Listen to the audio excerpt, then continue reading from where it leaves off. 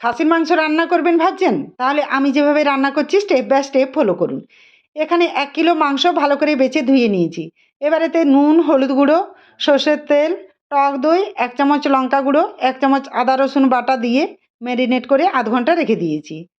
এবার কড়াইয়ে পরিমাণ মতো সরষের তেল দিয়ে তাতে দিয়ে দেবো সামান্য চিনি।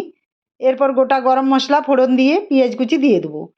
পেঁয়াজ ব্রাউন করে ভাজা হয়ে গেলে দিয়ে দেবো 2 চামচ রসুন বাটা। রসুনের কাঁচা গন্ধ চলে গেলে 2টি বড় সাইজের টমেটো কুচি দিয়ে দেবো।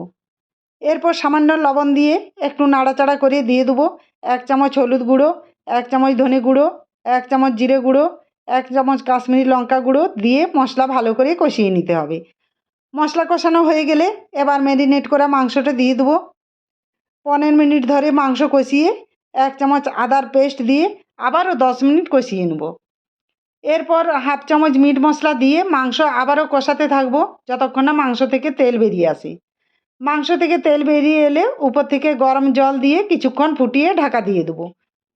40 মিনিট পর ঢাকা খুলে মাংস সেদ্ধ হয়ে গেলে উপর থেকে 5-6টি চেরা কাঁচা লঙ্কা, হাফ চামচ গরম মশলা আর কাসুরি মেথি দিয়ে ভালো করে মিশিয়ে নামিয়ে নিলে তৈরি একদম সুপার টেস্টি খাসির মাংস।